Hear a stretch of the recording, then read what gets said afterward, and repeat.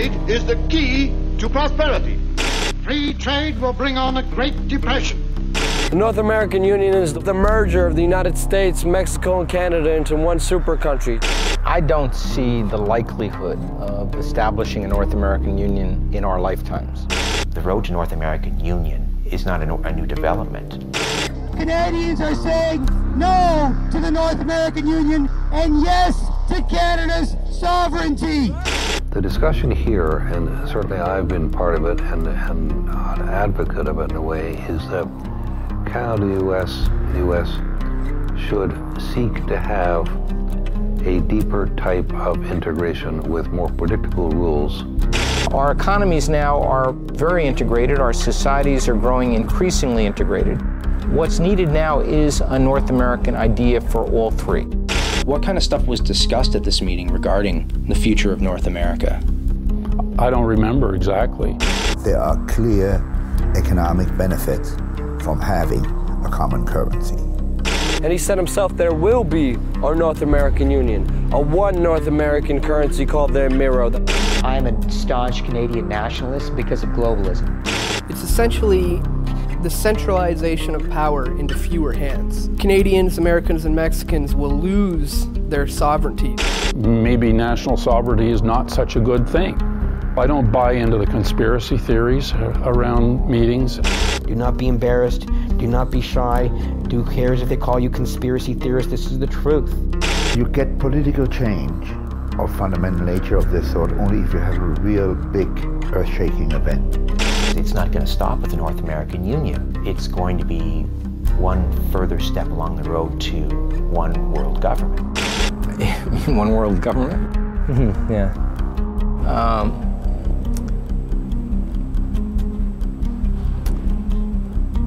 I personally think it will come.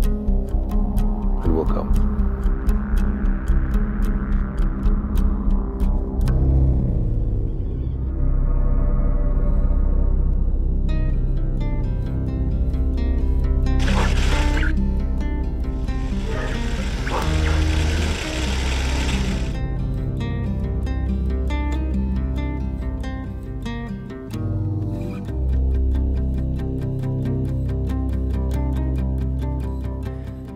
In your time serving as the Canadian ambassador to the United States and subsequently helping forge the free trade agreement between Canada and the U.S., did you ever discuss the possibility of creating a North American Union that would be much like the existing European Union?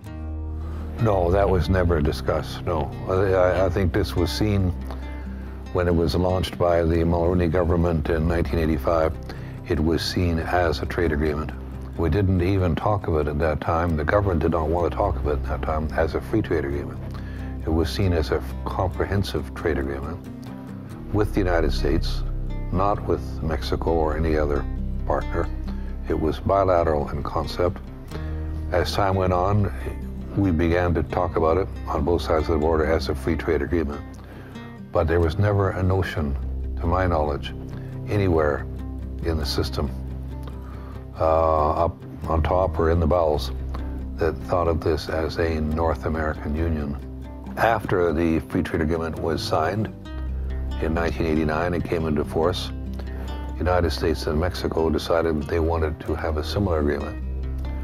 And they proposed negotiations on a bilateral basis between the two countries to have another FTA of their own.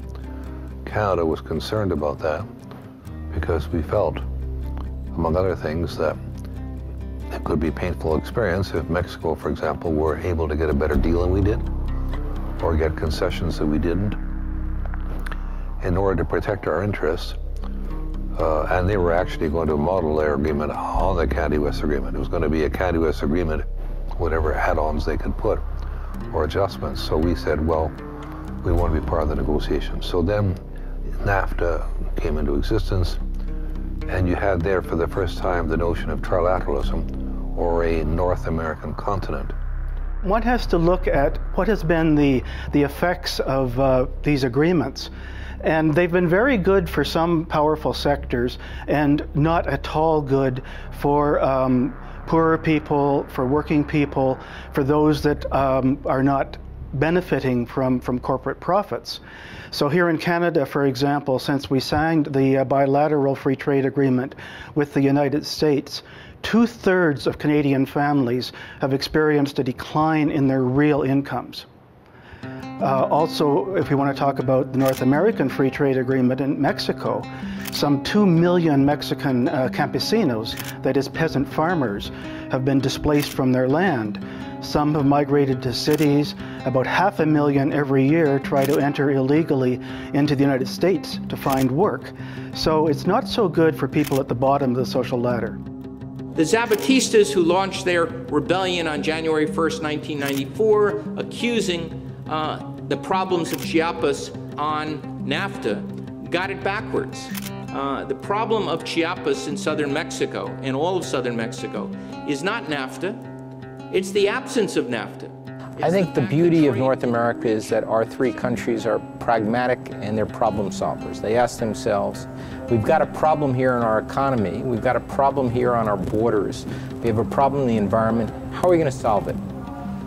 Is the best way to solve it is if we do it at the local level, at the national level, or would it make more sense if we explored it at the continental level or the global level? We determined a long time ago that the best way to deal with trade is at the global level. The General Agreements on Tariff and Trade in 1947 decided on a course that would systematically, over time, dismantle trade barriers. And they have. They brought them down very far. Not far enough, but they brought them down very far. That was done at the global level. I'd be in favor of continuing down that path of negotiating between sovereign governments to solve different problems, to create an institution, create a broader sense of identity or of North Americanness as part of an instrument to help us avoid our parochialism and solve shared problems.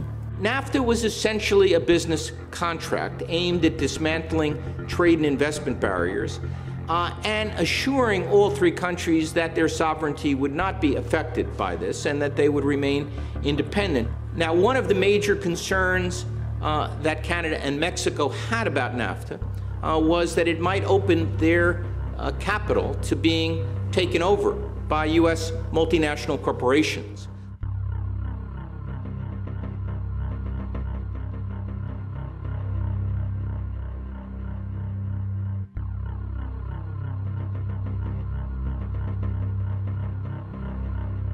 If you are a large corporation and you are given national treatment with any country, meaning as a corporation, even if you're a foreign corporation, which most of Canadians, Canada's primary corporations are foreign controlled these days, that you're given the rights of a citizen in that nation with the powers of a citizen.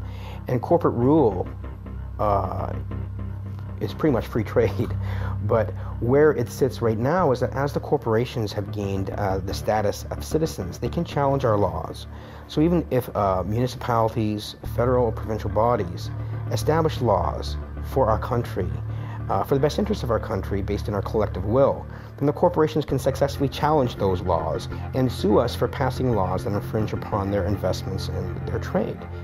And these are the provisions that allow a corporation to sue a national government if it feels it is not getting the treatment it would be entitled to under NAFTA. The first case against Canada under the investor state provisions was a suit brought by Ethel Corporation from the US that was wanting to market in Canada a gasoline additive called MMT, which is a suspected neurotoxin.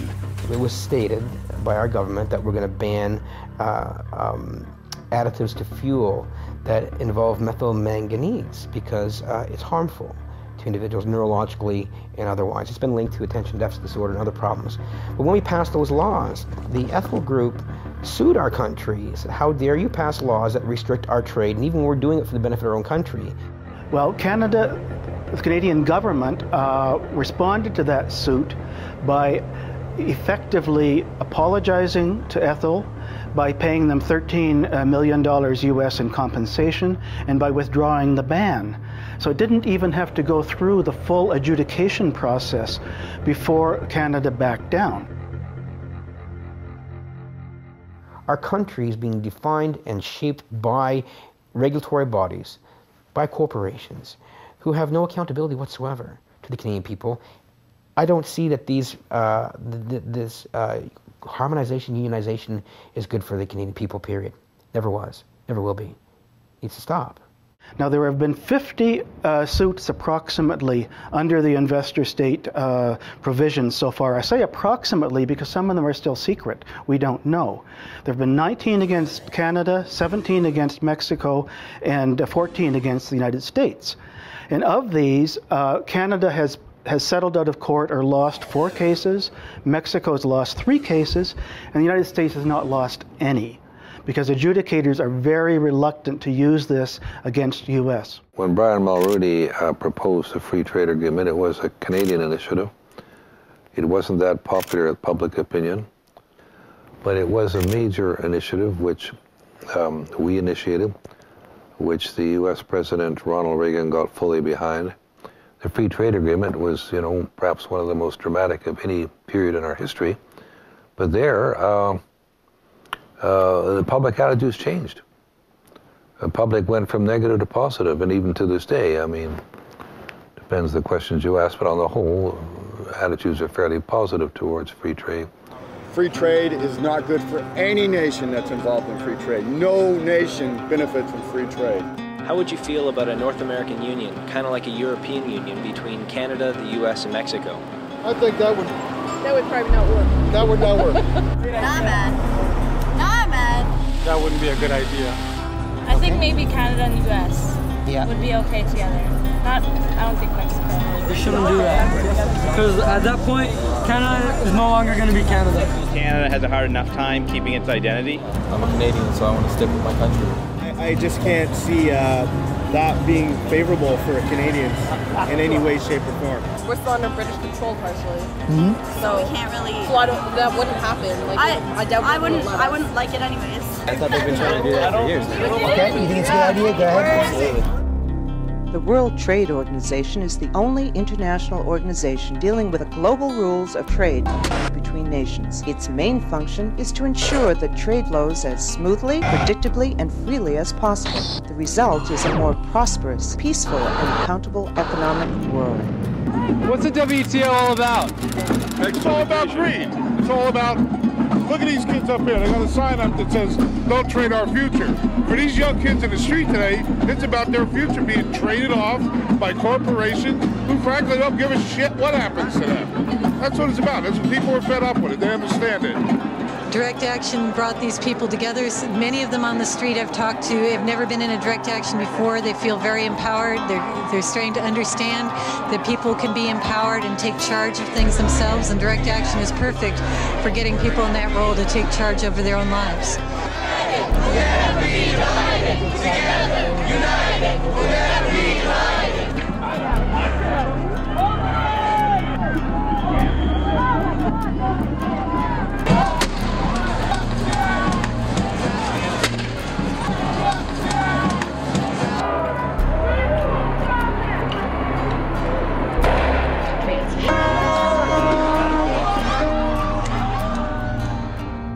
I go back to the 1988 election, which was fought on the issue of free trade.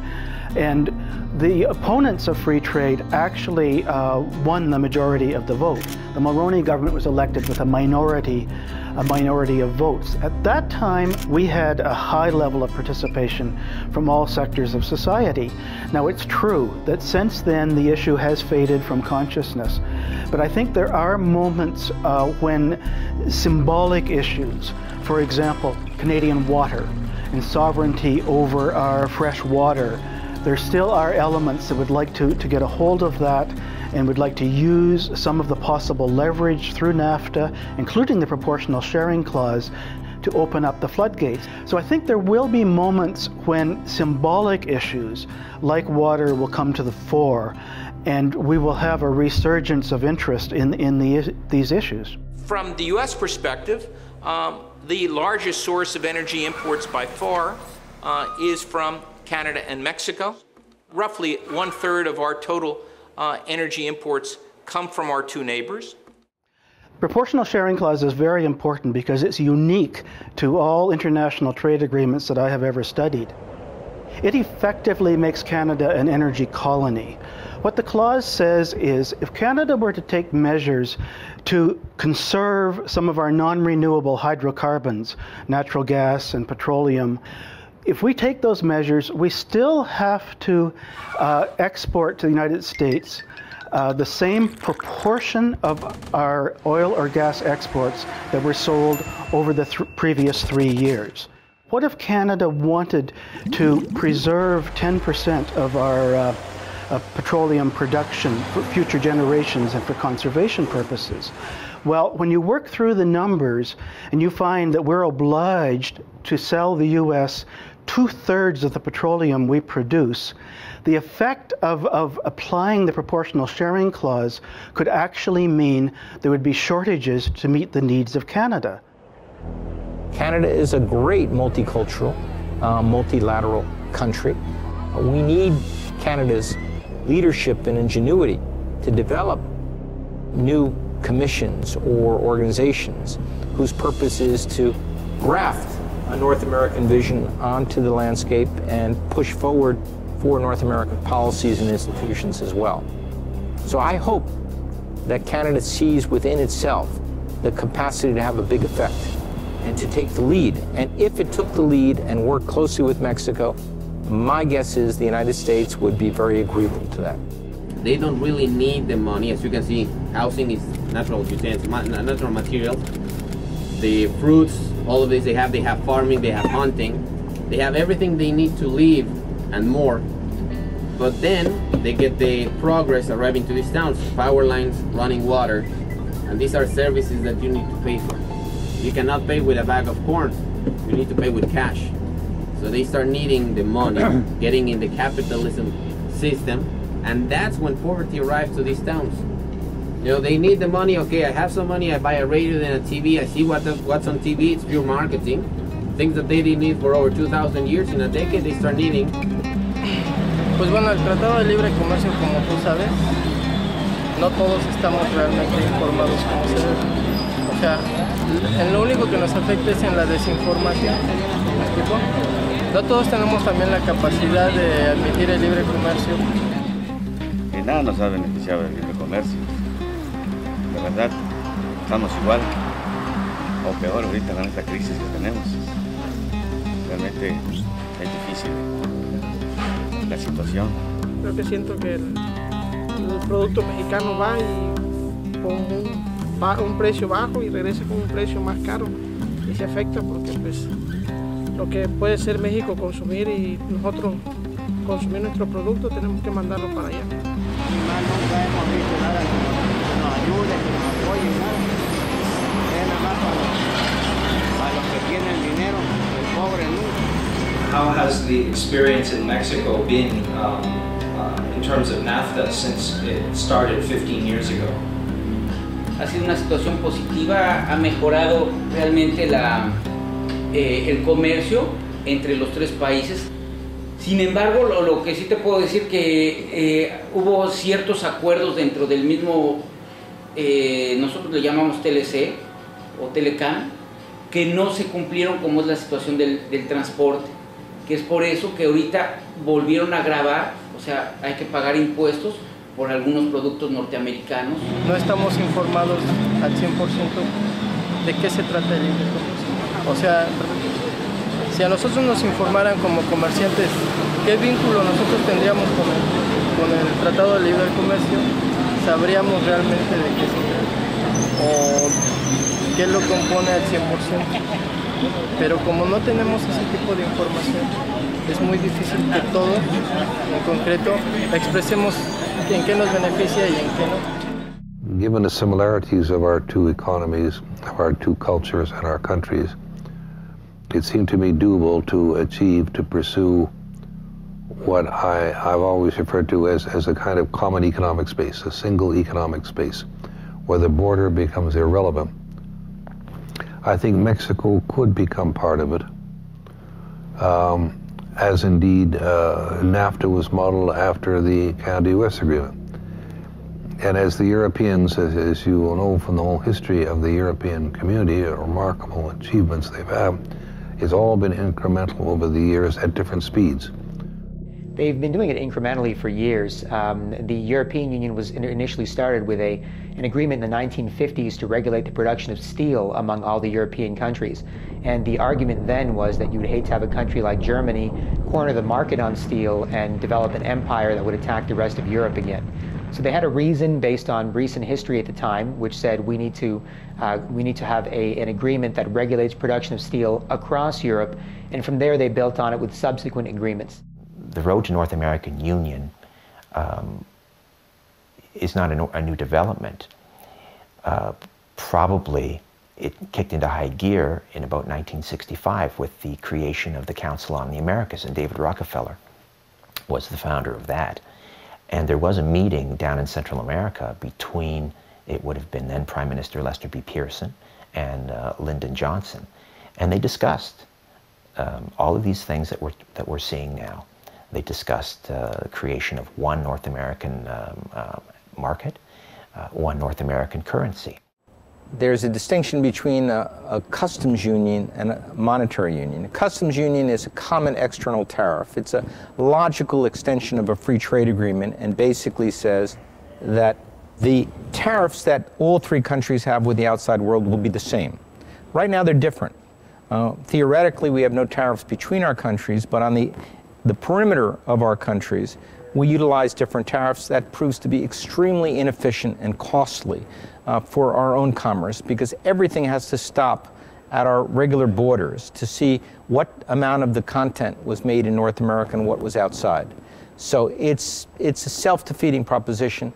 It would be far better if we could come up with a way to eliminate what's called rules of origin, have a common external tariff, which is called a customs union.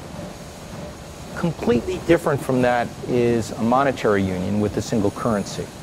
That is a very complicated task. The Europeans had been struggling with it for over 30 years, and they tried and failed through a variety of different techniques before they finally, in 1999, implemented the euro.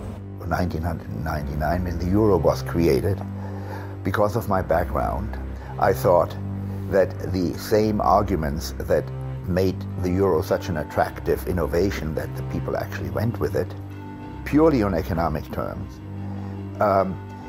also would apply to North America. And I had this idea of writing a paper in which I outlined what would be the benefits to Mexico, Canada, and the United States for creating the equivalent of the euro. And I had the idea, the inspiration to call it the Amero. I think one thing people who are dollar-based need to focus on is the Amero. That's the one thing that nobody's talking about that I think is going to have a big impact on everybody's life in Canada, the U.S., and Mexico. If you Google it, you'll find out all about it. Well, you could tell us a little bit more right now. You always hear it on CNBC, don't you? The Amero is the proposed new currency for the North American community, which is being developed right now between Canada, the U.S., and Mexico to make a borderless community, much like the EU, and the dollar, Canadian dollar, U.S. dollar, and the Mexican peso replaced by the Amero.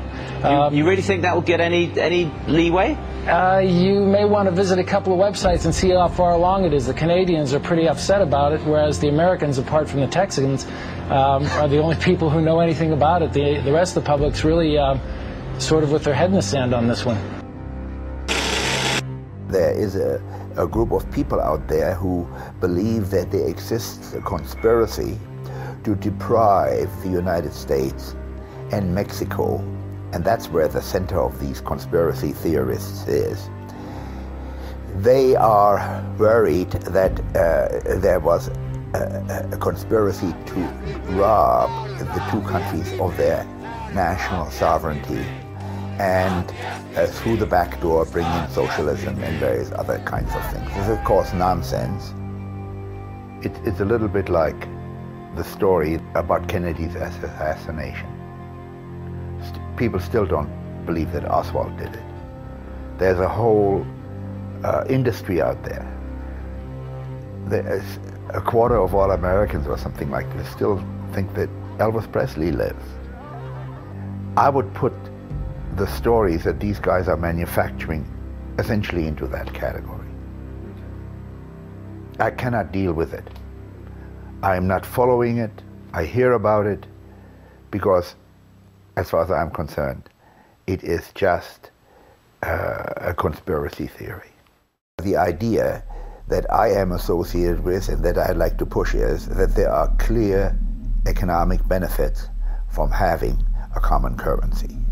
The basic economic argument in favor of a common currency is that you have lower transactions costs for firms that are exporting, importing, making investments, and secondly, that the cost of borrowing that is highly correlated with the cost that has to be paid by the federal government, cost of borrowing by other jurisdictions, corporations, consumers, mortgages, they all would be lowered to the benefit of Canada.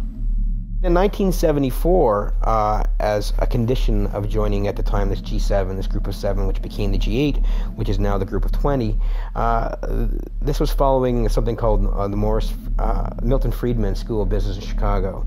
And they thought, well, it's better to give the banking industry of countries to the private markets and let it be handled there and go with the ebb and flow. But as a condition of being a part of these groups, nations have to give up the control of issuing themselves their own credit, of loaning to themselves. And because we chose to do this, because we thought being part of this group of 7 or group of 8, now G20, was a good thing for Canada, we stopped using our Bank of Canada to fund our infrastructure. We don't borrow from ourselves anymore. We borrow from the private banking cartel. The outcome should be clear. On a board that determines what the interest rate would be for a North American Amero area, would have to give greater power to the country that represents 70% of the entire economic activity and financial power, the United States, and only, let's say, 15% for Mexico at the moment and 15% for Canada. The most important thing about this kind of a central bank is that the politicians have to stay out of it completely. Central banks should be removed from the control, the clutches of politicians, should be given a constitution which says, thou shalt only be responsible for price stability. Politicians still play a role because they have to appoint the people to the boards which determine the day-to-day policies which in the end are supposed to have the outcome of price stability. To give up this right to lend to ourselves is absurd, because what has happened? We've gone from an $18 billion deficit to up to a $588 billion deficit, of which about 95% of that is compound interest. And money, we're paying interest to who? Well, there's no person out there who has a Canadian flag, who lives in Canada, who we pay $60 billion in interest, both federally, provincially, and at the municipal levels too. We're paying someone else interest on the money that we can print and produce ourselves and lend it to ourselves to fund our infrastructure, to fund our social programs, to fund our education for our university students who are also being put in a debt trap. But as you give up control of your currency, and William Lyon Mackenzie King said it most poignantly when he said this. He said, you know, the issuance of the credit and currency is the state's most precious resource. And once you give up that control, it matters not who makes the laws of the land, because usury, once in control, will wreak havoc on any nation. All right, ladies and gentlemen, here we are at the Federal Reserve. As I said once before, this is the very institution that is highly responsible for bankrupting America and essentially enslaving the world under a perpetual debt system. It's by no way federal, and there are certainly no reserves. What's your full name? What's that? What's your full name? Is there any reason why you need my full name? I'm just asking what's your name. What's your partner's name? Well, you can ask him. Hey, boss. What's your name? It's essentially the centralization of power into fewer hands. That's what's going on. Canadians, Americans, and Mexicans will lose their sovereignty, their right to govern themselves as an individual nation. And the economies of all three of the nations will be merged into fewer and fewer hands. I can see an obvious, clear problem with that. The moment that power gets diverted into fewer hands, you got to be concerned. We have a lot of people here still who believe that having a picture of the Queen is a wonderful thing, and that it is a symbol of nationhood. It is a slippery slope of losing the Canadian national identity by having on our day-to-day, every day we're looking at coins and bills, and there we see George Washington, you know, rather than the Queen or another symbol of Canada. And that sort of pervades the psyche and reduces national sovereignty. It is the merger of the United States, Mexico, and Canada into one super country. It's like NAFTA on steroids, and it's about bringing all three countries together into one country, joining our governments, our currencies, our military. I had the pleasure of interviewing former President of Mexico, Vicente Fox, and he said himself there will be a North American Union. Can you please talk about how you, as President of Mexico, President Bush, and the Prime Minister of Canada established working groups towards a North American Union? There is the original document, the original commitment, and there is supposed to be follow-up procedures. There is supposed to be committees to discuss and to advance, but that's not happening. Will there be a North American Union? Do you believe there will be a North American Union? I would hope so. I think it would be very convenient for both of us. When Vicente Fox in the 1990s was a candidate for presidency of Mexico, I was at a conference and I sat next to him at dinner, and on the other side of Fox was Robert Mundell, whom I mentioned already as the father of the European Monetary Union. And we impressed him, obviously, with the idea that there would be great benefits for Mexican economy from this. He had no difficulty accepting it because he was a successful businessman before he became a politician. He was the president of Coca-Cola Mexico. So when he was elected, he went on a courtesy visit to the White House. And the press release at that time said that he raised with President Clinton the idea that we should push forward on a North American monetary union. It was said that he did the same thing when he got to Ottawa and talked to Chrétien. We have had opinion surveys which showed that the idea of a common currency with the Americans and Canadians is totally unacceptable to Mexicans for nationalistic reasons. They want to maintain Mexico as a clear, identifiable nation and culture. And for some reason, word has spread amongst them that this is the first step towards absorption by the Americans.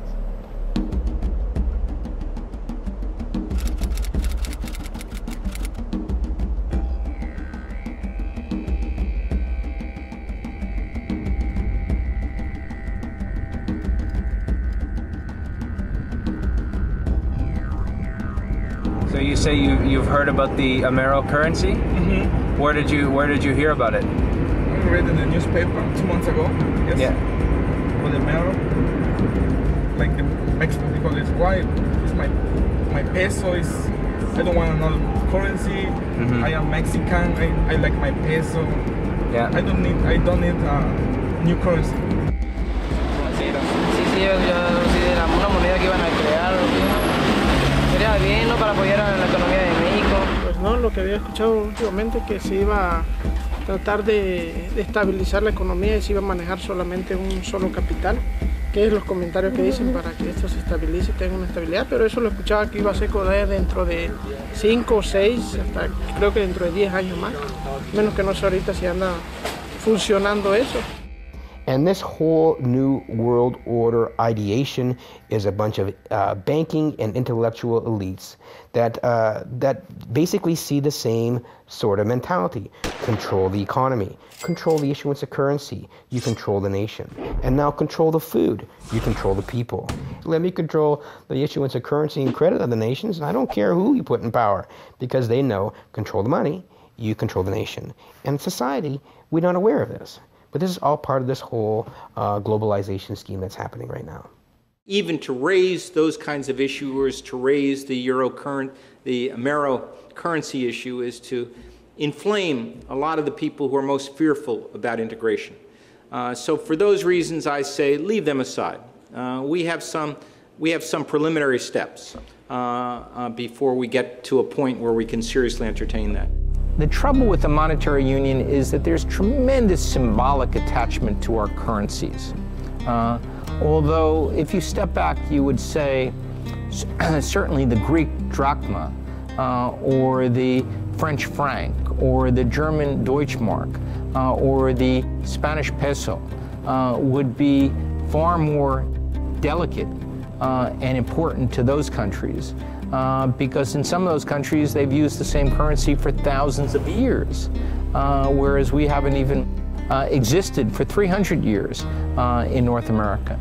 So if they were ever able to overcome their fear of losing this distinctive cultural item defining their country like Greece for 3,000 years, certainly it shouldn't be that hard for Canadian or Americans or even the Mexicans to contemplate a different currency.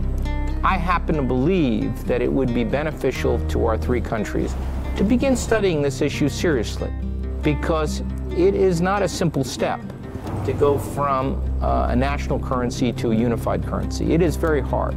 And the European experience shows that countries have got to find a way to consult on macroeconomic policy, on budgets and deficits and debts, and establish indicators that would reduce the distortion between economies before you even take the first step toward a common currency. I believe the American people, the Canadians, the Mexicans are practical people. You have to make a convincing case that moving towards a unified currency will be demonstrably better for their standard of living than under the current system right now. We should proceed by letting the academics study this for us. Think about it as much as possible. Help us to understand what the hazards and the benefits are before the people calculate whether it's in their benefit or not. Well, of course, he'll also give you the line that he never ever talked about a North American union, that he's always advocated a North American community. But if you read what he has to say, what he envisages is this North American community would be organized. He would have basically three very powerful institutions that would basically correspond with a judicial and a legislative branch and an executive type branch, which would the executive branch would steer the agenda for the three countries, Canada, the U.S., and Mexico. You would have essentially a North American parliament to mirror the three separate independent legislative bodies in the three countries, and then you would have a North American court, which would adjudicate on disputes, etc. Well, that sounds an awful lot like a North American Union to me. He can call it a community if he wants it, but now we're just parsing terms. Silly semantics. It's important to know when you're talking about this subject that nobody here is talking about a political union. They're talking about economic and political arrangements which deepen integration and the relationship, but in which the countries, as in Europe itself, maintain their sovereignty. We're talking about the virtual destruction of a sovereign nation. Three sovereign nations, the end of a constitution. Sovereign nations can be an obstacle to the free flow of money and goods and labor. And if they can erase national boundaries, obviously that would maximize their efficiencies and their profits. But at what cost? I mean, only the nation state is best equipped to safeguard our individual inalienable rights.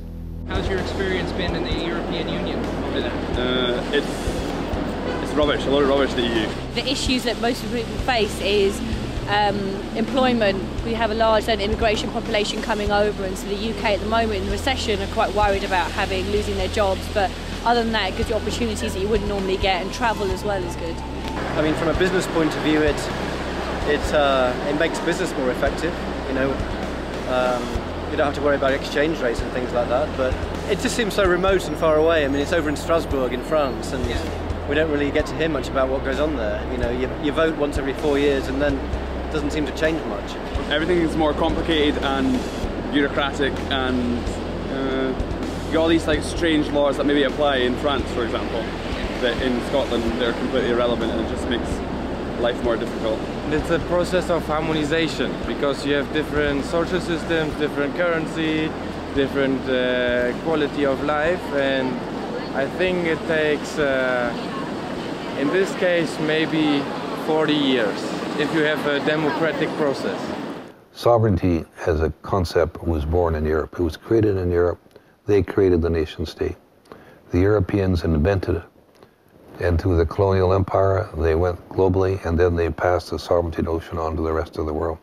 The Europeans have thrown sovereignty out the window. Well, the Canadian Council of Chief Executives is an organization whose members essentially are the 150 CEOs of Canada's largest corporations. I think we've seen the concept of national sovereignty eroded in a whole variety of ways. And while it's an important concept, you know, it's compromised by the Geneva Convention. It's compromised by every treaty that any country enters into. It's compromised by the Charter of the United Nations. It's compromised by the human rights laws. So I think we need to be a little bit mature about the concept of sovereignty. I find it amusing when people put sovereignty as in a kind of crystal jar and say, well, this is the ultimate. Sovereignty is the ability of a country to act in its own best interests in accordance with international law and its commitments to other countries. Because really, national sovereignty is one of the tools that we use in order to give democratic expression, because we've got to break things down into a more manageable size, but at the same time, it's a concept to be exercised with a certain amount of care. Sovereignty has changed so greatly because of the phenomenon of globalization, where all issues become transnational, whether it's trade, the environment, health, it's all transnational. And so sovereignty has to be understood in a very different way. And at the heart of sovereignty, you have the absolute requirement for deep international cooperation. See, the UN was the first great body that sacrificed, tossed sovereignty out the window.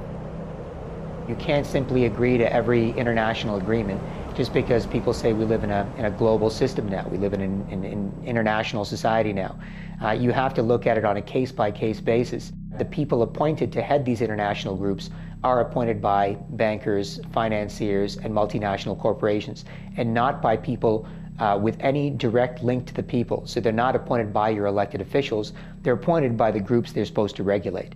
The idea of accepting a world that is truly global now, a world where we are interdependent, without looking at the root causes of that interdependence and without looking at the problems that interdependence has caused, is a mistake.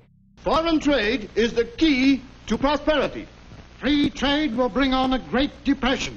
Hitler had a dream that his big business should dominate the world. He called his dream the New Order.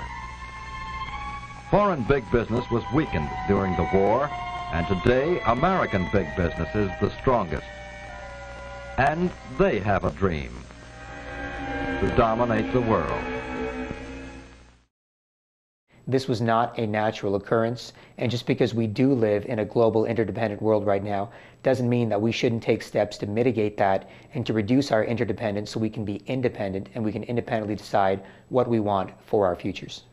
Canadians are saying no to the North American Union, no to the SPP, and yes to Canada's sovereignty. There are people who equate sovereignty with shutting down the borders, with not collaborating with neighbors, but I think they've got it backwards. I think sovereignty means how do you strengthen the nation? How do you ensure that the people in a nation have access to health care and to food and prosperity and to security? And if that's the definition, then maybe the best way to approach that is to open it up, not to close it down. I am a staunch Canadian nationalist because of globalism, because there are global banking and financial institutions and corporations that seek to violate countries' sovereignties by doing whatever they want to those countries with or without the permission of the people in those countries. So because of the global forces at play, because of the global banking system, because of institutions like the IMF, like the United Nations, like the World Bank, like the WTO, that wield tremendous power over nations already, we need to defend sovereignty more than ever. All other notions that violate sovereignty, including multilateral trade agreements, take away from us the ability to control what happens in our countries. And that's why sovereignty is so important. Sovereignty is where you and fellow people of that country can determine how you want to live in that country. And without sovereignty, you can't. I hope you know who Laura Secord was. She lived on the American side of the border, and her husband was in the War of 1812, and he was wounded. So she was looking after him when a couple American soldiers busted into her house, forced her to belay them, and the American soldiers didn't know how potent our beer was, so they got a little loopy. And they started talking about their plans to invade Canada. And she overheard this, and she ran 30 kilometers, climbed the Niagara Escarpment, collapsed in front of the Indians, and told John Fitzgerald about the plan to annex Canada. And she stopped it. All the Indians, all the troops, all the settlers, everyone bound together, and we pushed back the Americans. They let us alone. It breaks my heart to think that all that she did is for nothing. Right. Only for Canada to get annexed 200 years later, and we can't let that happen. You need to get out there, you need to tell your friends, you need to tell your family, we need to stop this SPP. To understand what's happening, we should look at what has occurred under the Security and Prosperity Partnership. That was the intergovernmental arrangement that began in 2005 when Prime Minister Paul Martin, President Vicente Fox from Mexico, and President George W. Bush met at his ranch at Waco, Texas. And they launched this partnership. The following year, they met again in Cancun, Mexico, and established what was called the North American Competitiveness Council. And this council has 30 executives, 10 from each country, who have direct access to the policy-making apparatus under the SPP. It's the next step towards the North American Union, with one of the first bigger steps being NAFTA, the North American Free Trade Agreement. They have to do it in small stepping stones to condition the people to be able to accept such a thing. So SPP, Security and Prosperity Partnership, is another big step, which is uniting the three into one. I think the SPP was a good idea in principle, but ultimately it failed because it was implemented in a manner that that closed it off to public scrutiny. And the only people who were invited into the room were the largest CEOs of the largest businesses in the three countries. And each working group covers every single area of North American society, and it basically says we're going to set the rules for each area of society across North America, irrespective of what the people in the countries want. What are your thoughts on the SPP, its penchant for secrecy and the lack of democratic process? This is the leaders' initiative, the Security and Prosperity Partnership? Yeah, the Security and Prosperity Partnership. I think we elect people in broad-based democratic processes in order to govern. And when they are seeking re-election, we have the ultimate consultation and the opportunity, if we don't like what they've done, to throw them out. I don't think that democracy means that every citizen is present in every discussion, wherever and whenever it's held.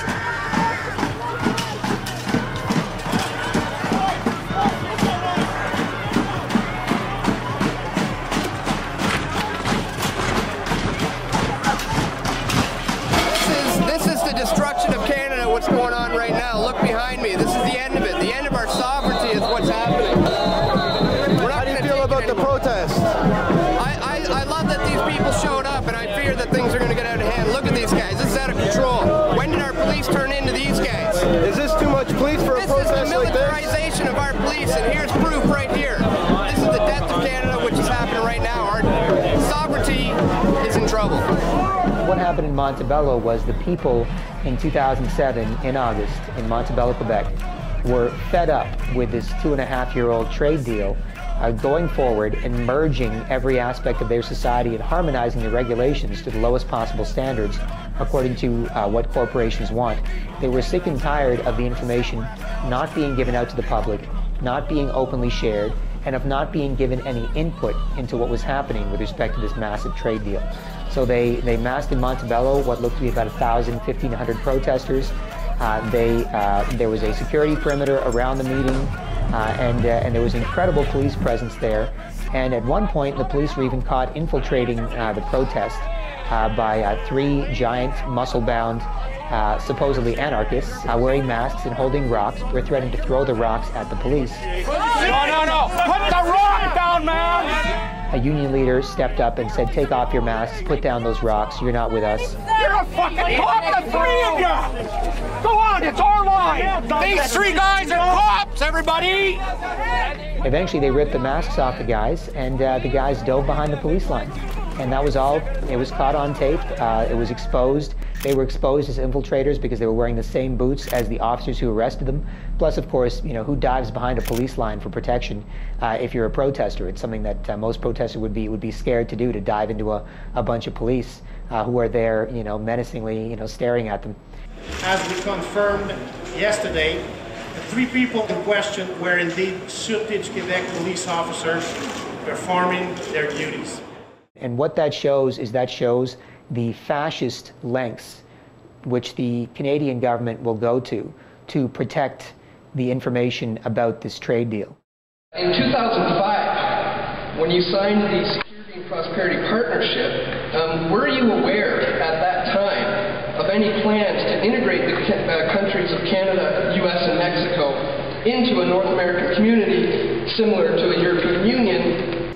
And considering that the fact that there was no referendum from the people on this agreement, as a former Bilderberg attendee, could you please describe what your intentions were when you signed the SPP on behalf of the Canadian people? Well, okay, I attended one Bilderberg meeting. I'm not sure they ever invited me back, but just to make sure, I've also gone to a Maple Leaf hockey game. That doesn't mean I'm a Maple Leaf fan. And what exactly is the Bilderberg Group? Well, it's a group of probably around 125 to 130 people that meet every year, heads of state, presidents, prime ministers, the heads of the Federal Reserve and Bank of Canada, and multinational corporations like British Petroleum and Coca-Cola, and heads of media, and all these really influential people who hold a lot of weight and have the ability to affect change in the world. That's who meets at the Bilderberg meetings every year.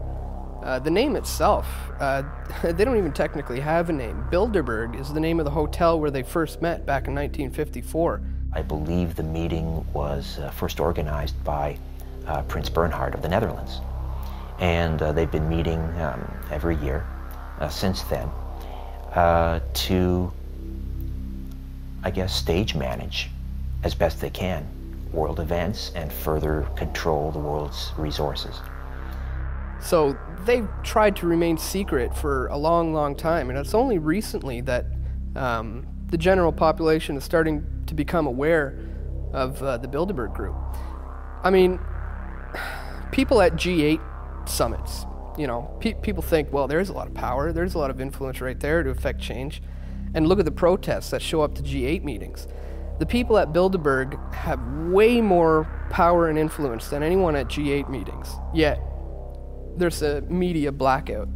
So right away I have to ask myself, well, why is that? You know, why isn't anybody covering this? These guys are bigger than G8 guys. In 1996, you were at a Bilderberg meeting, and also there was Jean Chrétien and Paul Martin. I don't know if I was at that meeting. I've only been to a few of them.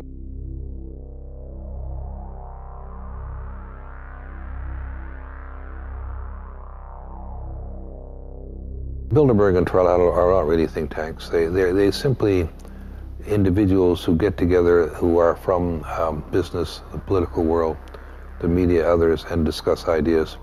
And they influence each other through that.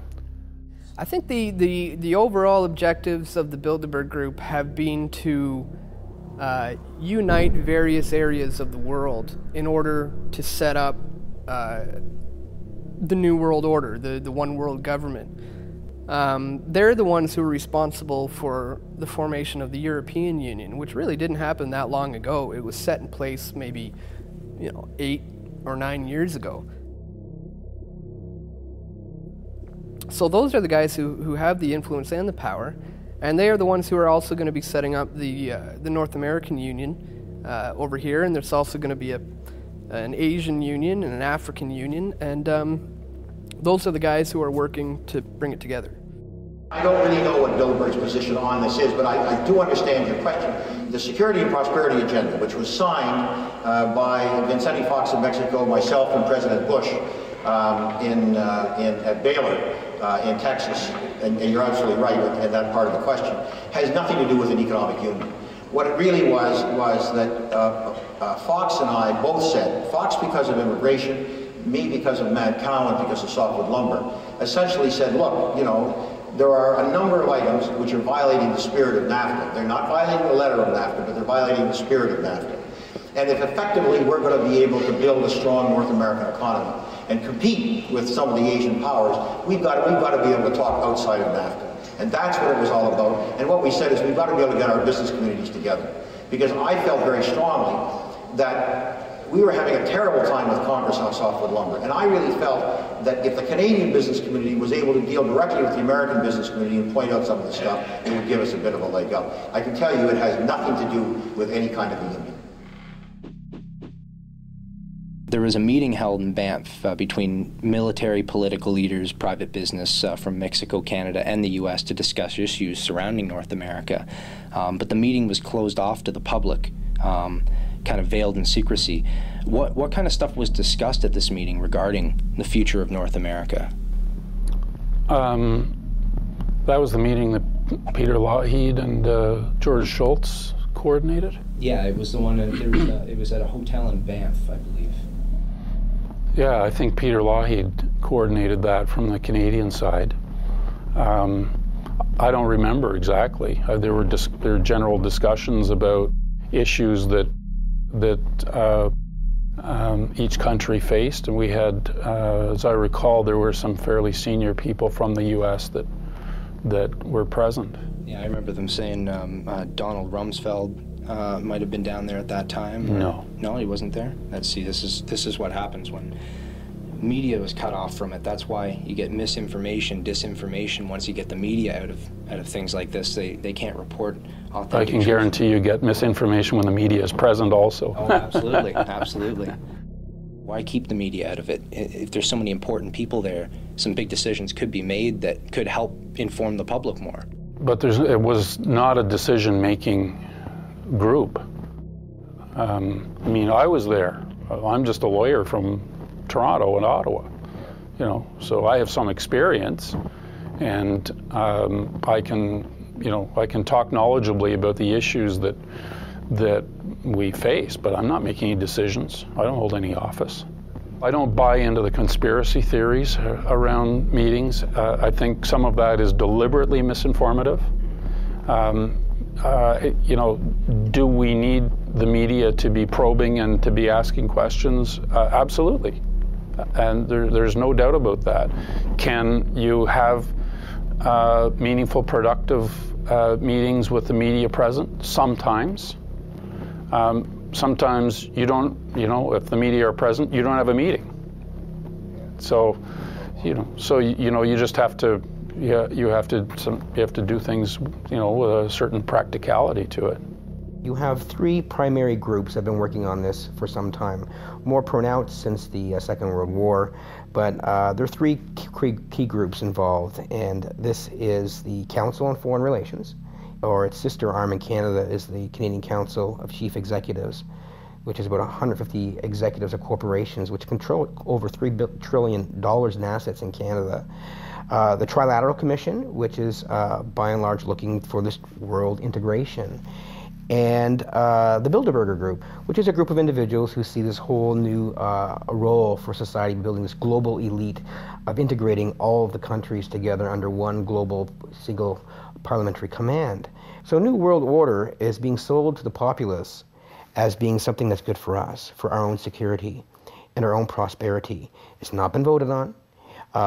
Public are not even aware it's going on, but it's all part of these steps of changing the laws of the land, where you have regulatory bodies and corporations dictating what happens in nations, and we end up losing our nationhood and our sovereignty, which is quite frightening.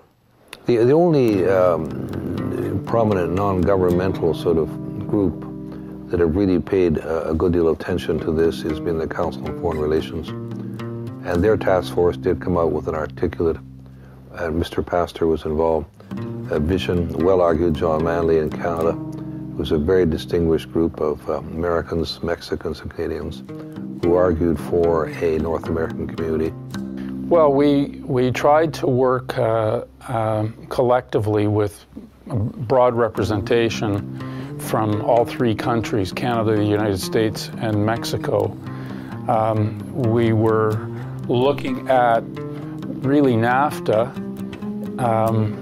that many years, more than 10 years after it came into effect, saying, you know, what should be the next steps? Where can we go from here, if anywhere? And there was a broad range of views, certainly among the people that the Council on Foreign Relations asked to be part of that.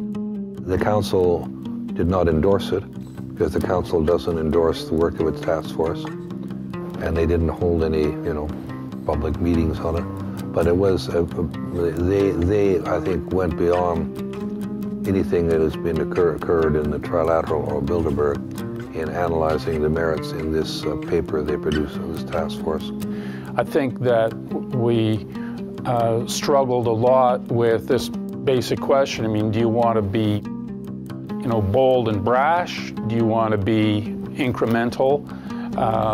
Do you need a common view for all three countries? Can there be a common goal, but moving at different speeds? And you know, we tackled a lot of those issues. We tried to make, I think, a contribution to the direction that countries might go. At the end of the day, has a lot been accomplished? Not really. But, you know, sometimes these things take time to bear fruit. What are your thoughts on a North American union between Canada, America, and Mexico? I don't know. I think with the free trade agreement, we pretty much have that right now, don't we? So there's no point, you're just going to change the name. It's the same thing already that we have. Well, I don't agree with it. I mean, we've already got the NAFTA agreement with Mexico and the United States. Pienso que es una relación que nos afecta pues a toda la comunidad mexicana. Pues yo pienso que primero se tendrían que establecer claramente en qué nos beneficiaría y en qué nos afectaría. Pues más que nada yo pienso que pedir la opinión de la comunidad de cada país, que al fin y al cabo pues somos los que más resentimos ese tipo de unión. Pues considero que no ayudaría nada a México porque resulta de que nuestro dinero nunca vale. I don't think it's really a good thing at all, because what does that mean for Canada and where Canadian citizens stand? I don't see them coordinating any kind of understanding that everyone can be on common ground with. And the corruption too. Who gets what? You know, who's going to provide the leadership? Who get, you know, you don't know how society exists these days. It's very difficult to get any kind of truth. It's obvious that there is another agenda going on here. If this was something that was for everybody's benefit, I mean, it would be front page news. But because it's not, because it is secretive, you got to ask why. Why the secrecy? Why wouldn't they tell us about this? Well, because the corporate interests are basically the ones that are benefiting from this. And if anybody looked at the actual amalgamation and what they have proposed, they'll see that it's only good for the corporations. Do you think it would be beneficial for people or more beneficial for corporations? Gee, that's a tough question. I'm hopeful that it'd be more beneficial for people, but my feeling would be that it's probably going to benefit more corporations. Well, I think as an American and all other Americans should agree that it's obviously a plan to destroy national sovereignty. I think that if we're going to adopt laws from other countries, then we should have a say on it. I've heard about that, but I think it's going to be bad. In the event of a financial meltdown or any type of economic disaster, borders contain that disaster to that specific nation. And when you eliminate all borders, how do you contain things? You don't. I'm 16th generation Canadian. And you know what? I love our neighbors to the south. I really do. And I'd like them to remain our neighbors to the south. We have more control of our own destiny when we're not worrying about the other factors, the other people in our union. So if you're worrying about the Mexicans, what they might hold important, we may not. So I think we can get along with them and do business with them, but I think it's better to do it as an individual rather than as separate or as a union together. That's my personal opinion. It's almost inevitable, I would say, that happening. Why do you think it's inevitable? Everybody's becoming more interconnected these days, I think. I'm concerned. Yeah. Concerned. You're concerned about the future? Definitely. Yeah, no, me too. Yeah, me too. The North American Union is an idea essentially put forth by the Council on Foreign Relations. They wrote a document called Building a North American Community, and they're a think tank of about 2,000 or 3,000 of the business and political elite in the United States who have common interests. Those common interests aren't really defined much to the public, but you can go to CFR.org to see the CFR's own website. You can do your own primary source research by going to their website, looking at their publications, and seeing what their members decide would be a good idea to see. Now, they don't have any official political power, though a lot of their members are politicians. So what they do is they are a think tank of the business and political elite who come up with plans that the government adopts without the say of the rest of the public. Up until about 6 years ago, we never saw in major U.S. papers or Canadian papers, never a mention of Bilderberg. Now it's finally all over the place. Europe, it's all over the place. What is that a sign of? What is that a sign of that this is happening? It's a sign that an independent press is growing. What I don't know is, are enough of the public listening? That's my great prayer, is that enough of the public are listening. Because you can keep telling them, I can keep telling them, but is there enough of the public going to listen against the tidal wave of trash media? You know, all the cheap thrill stuff, all the commercial stuff. Are people really going to learn what's going on? Because what is happening to the United States, to Canada, to Mexico is terrible, terrible, terrible stuff. Can you talk about the American Union? I mean, the CFR writes the white papers for their agenda. They carry out Bilderberg's orders. That's on record. And even Lou Dobbs on CNN saying, American Union, end of Canada, end of U.S. They are actually, through the trade deals, already starting to bleed us. Well, I breezed through what in Canada we've referred to as the Manley Report. John Manley was a previous Deputy Prime Minister, and he sat on a Council of Foreign Relations committee with Mexicans and Americans. And it started off by saying, does it not make sense that Canada and the U.S. should be one, that we should have a common currency? Does it not just make enormous sense that we should have a common border? To ask the question is to answer it. Now, that was right in the report. I know they're just waiting for us to look the other way so they can whisk it through. They're upset about the fact that they're being exposed. Well, I'm sure they are. I mean, look at the tinted windows. They don't want to be seen. They don't want even anybody to know they're here. So I'm sure they're ticked. you know, and that's why we're here to try to expose them. The American Union is happening through trade deals. Just like the Euro back in the 50s when they first set it up was this economic community or this trade bloc. Now it's the Euro, and now they're taking people's right to vote, taking their sovereignty, giving it to these supranational organizations. So we're talking about the death of Canada is what's happening in there right now. The death of your sovereignty is happening in there right now. CNN has even reported that these individuals have put out the policy reports through the Council on Foreign Relations that writes their scholarly white papers to end the United States, to end Canada, and to end Mexico.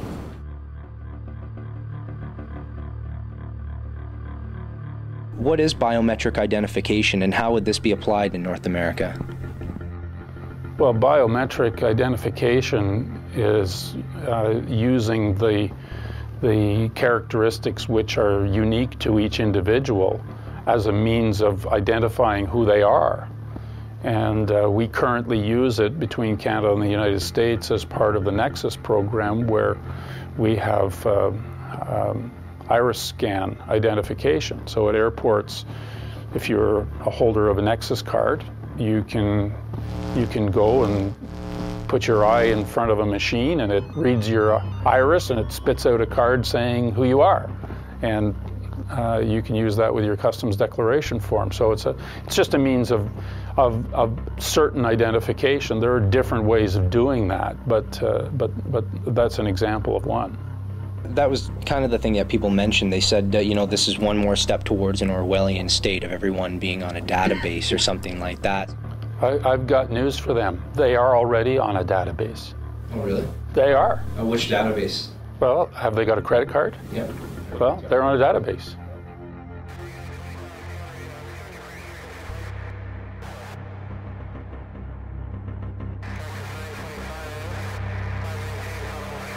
What are you most concerned about? Identity theft, or the fact that you might be on a database when you're already on a database? I think, quite frankly, your privacy is more likely to be breached by virtue of the information you supply credit card companies in order to acquire credit than by any linkage of your information to your biometrics. At least you know where you've got biometric identification, identity theft becomes almost impossible. And increasingly, for many people, identity theft is a nightmare. Once it happens to you, you never want it to happen again. So in a modern world, you know, every technology has its upsides and its downsides, and for some of the benefits, sometimes there are some compromises. What are some of the lessons that we can learn from the old world order for the new world order? Well, I think the first and most important lesson is that if we want to build a community of nations in North America that goes beyond just enlarging the market, that we have to give serious thought to what our vision of the future is. And more importantly, how all three countries that are quite independent and sovereign ought to relate to each other in a modern 21st century world. Our economies now are very integrated. Our societies are growing increasingly integrated. What's needed now is a North American idea for all three. An idea that not only defines our shared history, but a shared destiny. If we are to progress together and collaborate in a new way, it's also important for us to develop a sense of being something larger, a sense of being part of North America. Right now at the elementary school level, we by and large learn about our country and about how we differ from our neighbors and the rest of the world. I think it's time now to also learn, in addition to how we differ, what we share in common. And what North America is as a whole. It's more than just a geographical expression. I think that students should have a mandatory part of their curriculum that not only teaches them about their country, but also about their country's place in North America.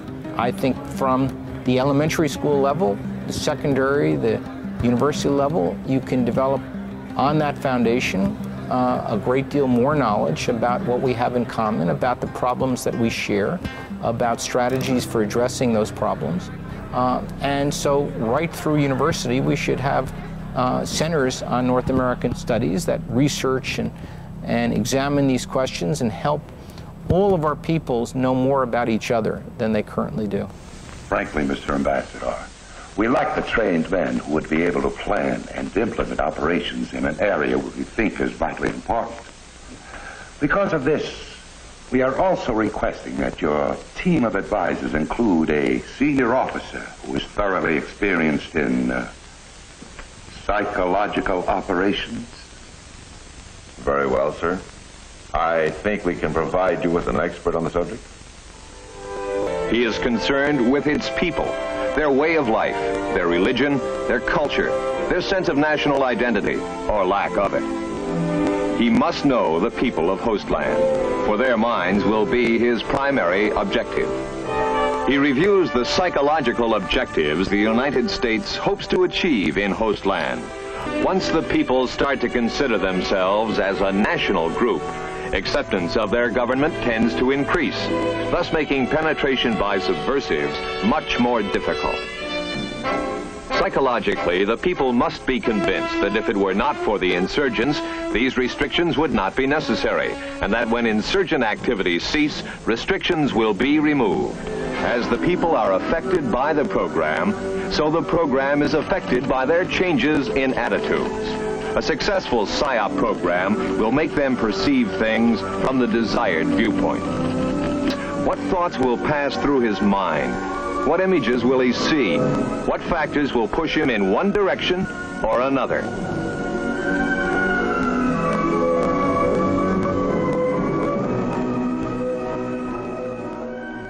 When you run the world, you tend to study how other people have run the world. Just like if you run a successful business, if you want to be a filmmaker, if you want to be an entrepreneur, you might study other business models. The people that currently run the world studied how the people before that ran the world and now want to create a scientific dictatorship. And that means they want permanent and total control over the world forever, so they never have to worry about revolutions again. So oligarchies have always been worried about revolution, always been worried about the people revolting. Oligarchies even popularized the idea of exile back in the 1200s, 1300s, where if the King of France got deposed, then he or she could go to England. And if the King or Queen of England got deposed, they would be exiled to France. So oligarchies were so worried about the people rising up in rebellion that they popularized the idea of exile to make that normal and make that an accepted thing you do to make sure you didn't kill your royal family who was a part of your country's history. Incrementally, they condition us to say that it's none of our business to look into things like giant multilateral trade deals that will affect every area of our society. They make it seem like it's not our responsibility. We have experts to take care of that. And the less we control our environments, the more apathetic we get. Placing the frog in a pot of cool water where the frog is very comfortable, and you gradually turn up the heat so that you don't, the change in heat is imperceptible until, of course, the pot is boiling, and then it's too late to do anything about it. That's what's happening now. So gradually, step by step, and gradualism is a process that Karl Marx talked about. This is right out of the Communist Manifesto, that if you move in baby steps, they're imperceptible. People simply don't take notice. Would you prefer to follow a careful, incremental, small, step-by-step approach, or prefer a bolder vision for the future and to design and pursue that vision? And an overwhelming majority of both Canadians and Americans said yes to the bolder vision. And the people, I think, are ready. The way I interpret the polls is not that they want a North American Union, but they are quite pragmatic about different ways to relate to each other and open to new configurations in North America. They learned long ago that you cannot just take it by brute force. I mean, when Hitler tried to do it, just take it by brute force, it doesn't work. The people will always prevail. So they've learned their lesson, and they realize that now you have to do it through stealth, through things like propaganda and controlling the media and the education system, and basically turn it around so that the people are in complete and total acquiescence, that they will literally beg for their own enslavement. by doing incrementally these changes in our laws and our land, then one day we'll all wake up and say, oh, that's just the way it is. But it was not supposed to be that way. You can come across a border with an army with all of your military machinery, and people say, oh my gosh, we're being attacked. But right now we're being attacked, but incremental changes is a way that people don't see that the arrows and bullets and guns and cannons are blazing at us, and we don't recognize that. So most people aren't aware because of what they've learned from the media and what they learned in school. And it's amazing how quick information spreads these days. So that's probably why people have such a hard time waking up sometimes, because the conditioning runs deep. If you get into an elevator and there's 20 people on the elevator and 19 of them are facing the back of the elevator, well, by social conformity, although the right thing to do is to face the front of the elevator because that's where the door is open, to fit in with the greater crowd, you turn around and face the back. Don't know why, but this is what seems to be the status quo. When you have incremental damage and it keeps increasing, you can wake up one morning and realize that something has to be done. Well, you get political change of fundamental nature of this sort only if you have a real big earth-shaking event. 9/11 was an earth-shaking event. The Great Depression was such an event. 2 world wars costing millions and millions of lives and casualties among European countries was such an event. They drive changes. The European Monetary Union was the outgrowth of people who lived through at least one of those wars to try to avoid it in the future. Precisamente yo estaba pensando anoche que cuando hay desastres, huracanes o algo así, los aprovechados son los que tienen dinero y al pobre nunca le llega nada. Y probablemente no, porque tú sabes que los más ricos en tiempos de crisis se ven más. Nosotros seguimos haciendo la lucha por la subsistencia cotidiana. Solo es eso. Well, I certainly agree that it's when periods of great instability and chaos you have the greatest opportunity for creating new institutions and moving in new directions. I think it is obvious from any study of history, world history, that the greatest initiatives have usually originated from some crisis of some sort. The United States Marshall Plan would have been unthinkable after World War I, but after World War II, we were prepared to give a substantial amount of money both to winners and losers to help them to recover. It was quite a dramatic, and it really did require a crisis, a dual crisis, one the end of the Second World War, and the second the prospect of Soviet invasion of Western Europe. I think we needed a crisis to have Social Security, to have the Works Progress Administration. In 1935, Franklin D. Roosevelt put his signature on the Social Security Act. This Social Security measure gives at least some protection to 30 million of our citizens who will reap direct benefits through unemployment compensation, through old age pensions, and through increased services for the protection of children and the prevention of ill health. There's no doubt that steps that many people think would be desirable are extremely difficult to do in the absence of some moment in which people can step back and see that fundamental change is required. Robert Pastor and Alan Gottlieb, they both expressed their beliefs that the greatest initiatives come out of disasters. Do you believe in this order out of chaos theory? Given that the European Union was born out of 2 world wars, do you think that North America would require some sort of a catalyst to push us towards this North American community? Well, I don't see any. First of all, I don't know what kind of catalytic event it would take. I don't see any interest in building a kind of common superstructure in North America, either political or even economic. I don't see a monetary union. None of that is on the horizon at all, as far as I can see. I don't know what it would take for it to to come about. The recent events in the financial world are certainly going to drive more cooperation and collaboration around financial sector regulation. If, as part of your goal, is to integrate economies, we call it deep economic integration, and integrate their economic structures, then countries don't want to give up their economic structures freely.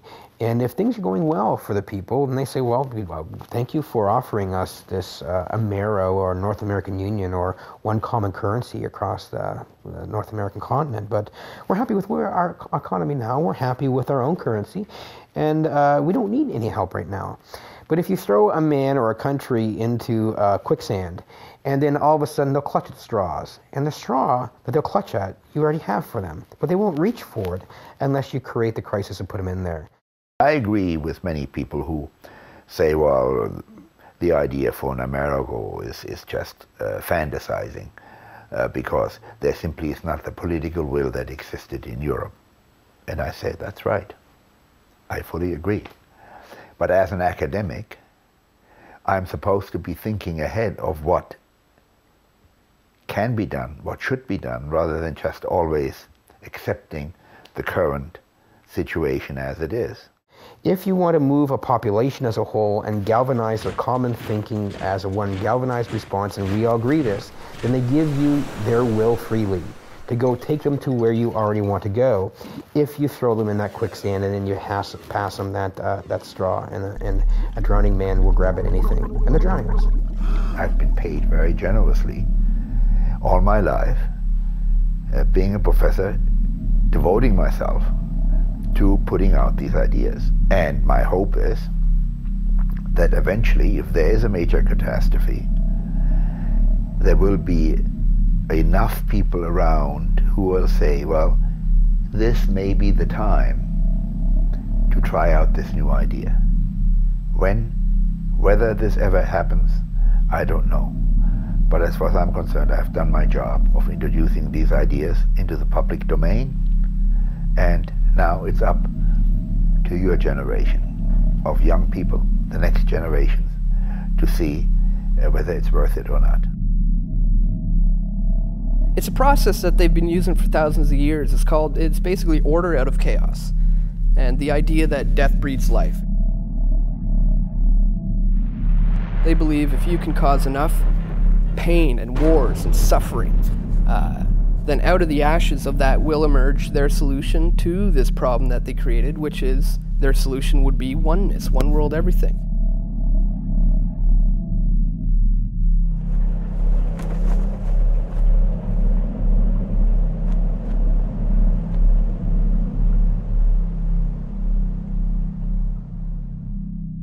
It's also known as the Hegelian dialectic, where you set up the thesis, you also set up the antithesis, so that you can offer your synthesis to the very problem and opposition that you created in the first place. I mean, that's exactly what these people even talk about. It's the Hegelian dialect, problem, reaction, solution. They cause the problems to happen. You react to it, and you go towards something that they already set up for you from the beginning. And that's how they get what they want, because they understand they can't just get rid of the Constitution. They can't just obliterate your rights. They can't just destroy this economy. They have to think of a plan to do it. Real freedoms are eaten up a little at a time, while government controls are slipped on, while the real power is collected into a few hands. Where government is not limited, no man is free. Change limited government to unlimited government, and our rights would be only what the master planners say they are. No longer the servant of the people, government would be the master of the people. That's the way to change what we have, take all power and all freedoms away from the people, and collect everything into the hands of one small group with absolute power. 9/11 was one of their plans for a push for a one-world government. People saw this outside threat, and they ran for the government for help. That destroyed their rights, that invaded countries, that killed millions of innocent people. A good example is around 6,000 to 7,000 years ago in Egypt, when the Egyptian leaders would have knowledge of the eclipse and the sun cycles. The knowledge had been handed down to them from their ancestors, and they didn't know why an eclipse would happen or how, but they knew when. So they would say, okay, everyone, you have to worship me as your divine leader and your God. Well, I don't want to do that. Who are you? You're just another guy. Why should I worship you? And then he would say, okay, well, if you don't want to bow down to me, then tomorrow I'll get my God to eat the sun and spit it back out. So the next day when the eclipse would happen, everyone would just marvel and say, oh my God, this guy must be our divine leader. That day comes by, there's an eclipse, everybody freaks out, and they end up doing as the rulers is, either way they want it or not. Now, there's absolutely no way that we can tell for sure they were doing this or saying that. I'm just trying to show you the potential use of the knowledge in the hands of 5 or 10% of the population. Just manipulation of the information to control the masses. Pretty much what we have today. Yeah, I was going to say that. Turn on the TV. Just the TV, that's right. Media now. They create order out of the chaos they create. Basically what they do is they take a stable society of individuals who are doing their own thing. They're making a little love, making a little money, making a few mistakes, and living within a given system. Then they introduce radical changes to that system. They introduce radical new ideas. Our enemy is a radical network of terrorists and every government that supports them. They introduce radical new threats. The people of the United States and our friends and allies will not live at the mercy of an outlaw regime that threatens the peace with weapons of mass murder. We will meet that threat now with our Army, Air Force, Navy, Coast Guard, and Marines, so that we do not have to meet it later with armies of firefighters and police and doctors on the streets of our cities. And they get all the people prepared to make entirely new decisions and think in entirely new ways that facilitate more plans for more control by the people at the top. You're free, and freedom is beautiful. And, you know, it'll take time to restore chaos and order, order out of chaos, but we will. Create a crisis, terrify the people into going for a solution that you suggest, which gives you more control. It may temporarily keep the people safe, but in the long run, the people don't know that you engineered the crisis, so they trust you even more, and they get habitualized to accept the next crisis and the next move towards more control. You've got to look at who benefits from that, because the people that benefit from that may have engineered it in order to bring order out of chaos.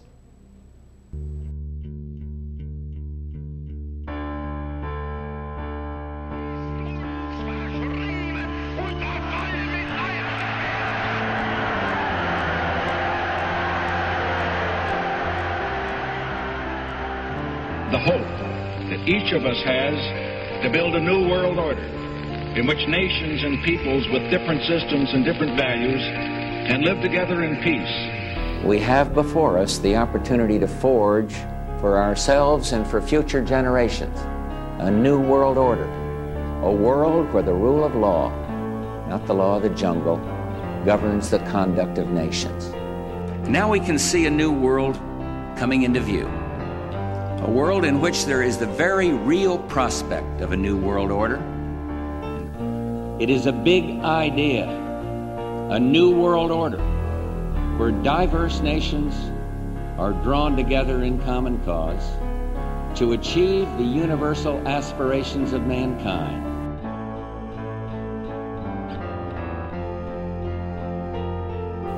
Out of these troubled times, our fifth objective, a new world order, can emerge.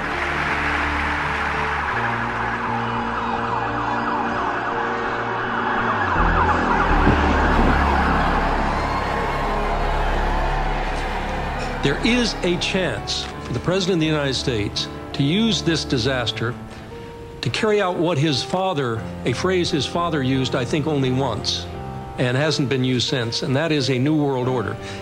There's a need for a new world order. In the next few years, a solution will emerge, that people will look into that cauldron and decide that they have to learn their limits. But I think that at the end of this administration, with all its turmoil, and at the beginning of the next, we might actually witness the creation of a new order. After 1989, President Bush said, and it's a phrase that I often use myself, that we needed a new world order. It is a new mindset that the world now needs.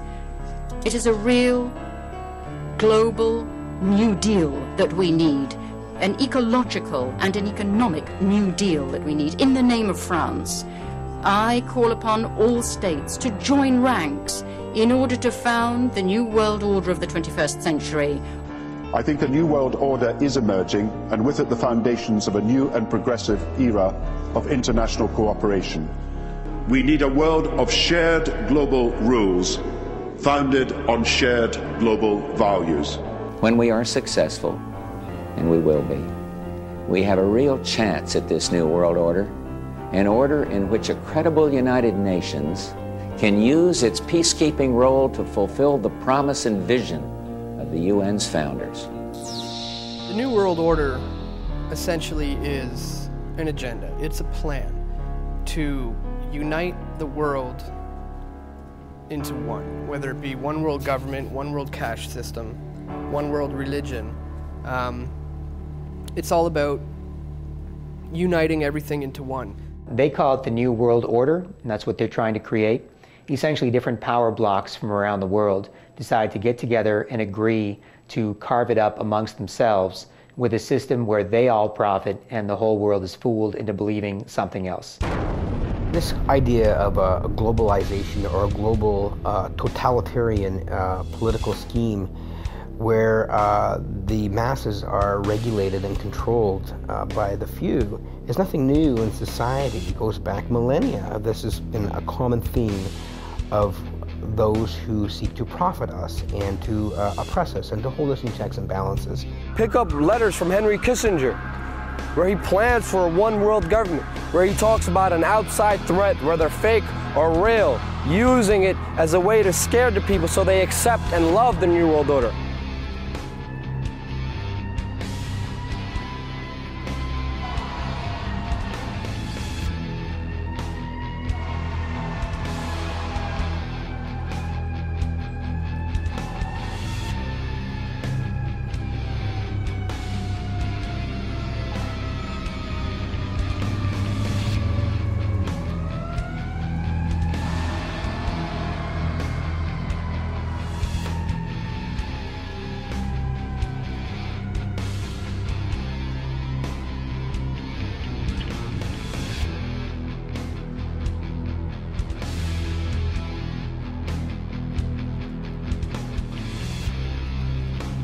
The North American Union, it can help them move into a global economic system, a global political world, where they can destroy all borders, where there will be no Mexican border, no Canadian border, and we'll all be under a world system.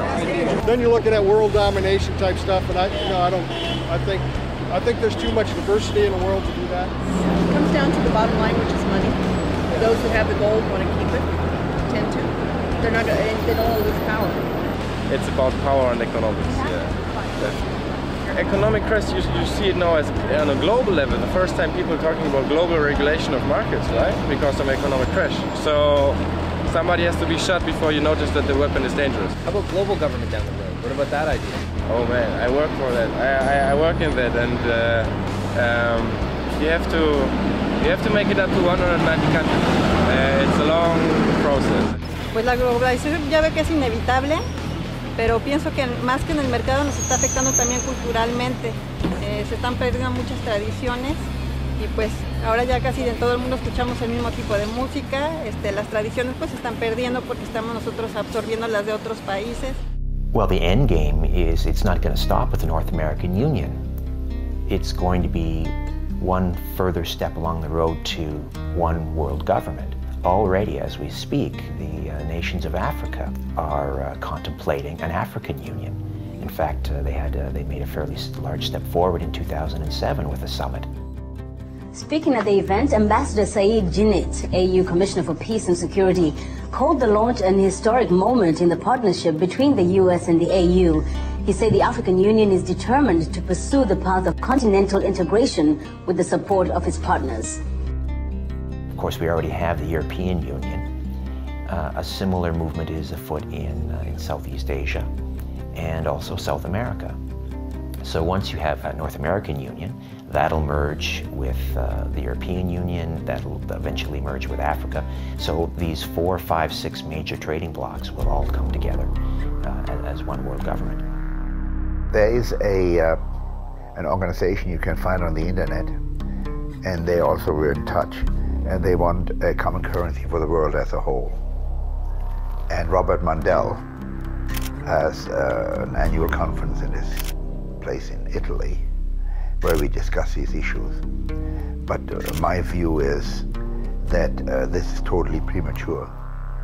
The first step would be to have regional monetary unions, like say one in the Caribbean, one for Central America, one for South America.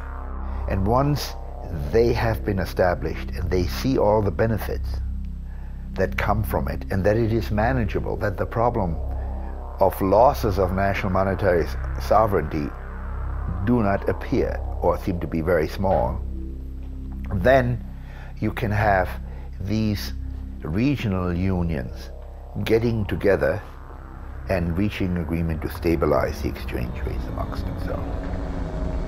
I believe that there is an opportunity now, with the G20 having been called, for the first time, for us to put together a global steering committee of all of the great powers of the world. If I was asked what is the single most important thing that can be done to get us out of this mess, it is going to be to recognize now that we are one common humanity, divided perhaps into economic entities called countries. The time has come for us to work together.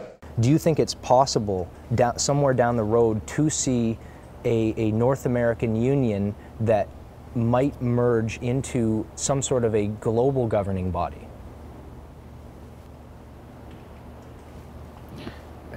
One world government? Yeah.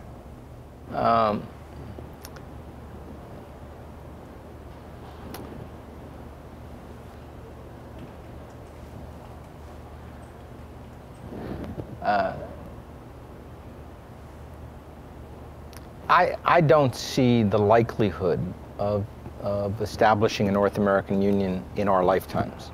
I don't think that the people in any of the 3 countries want to dissolve their government in favor of a single government.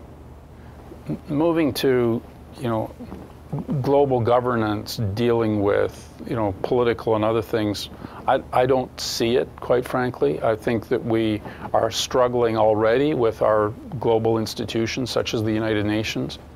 We're trying to find a way, to deal with situations that arrive from time to time in the world where we've got, where the global community thinks maybe national sovereignty is not such a good thing. If you think that your government in Ottawa or Washington is somewhat distant and unresponsive, imagine how distant and unresponsive it's going to be if our government is now situated, let's say, in The Hague, in the Netherlands, or in Rome, or some other place that might be the seat of a one-world government. We're not talking about the American government here. We're talking about an entity that exists above or beyond elected officials. These are unelected oligarchs, and these are people that have no allegiance to a country or flag. So it's a bit of a misnomer to describe them as, the American government. We're not talking about the American government here. We're talking about globalists. People of the world, look at Berlin, where a wall came down, a continent came together, and history proved that there is no challenge too great for a world that stands as one.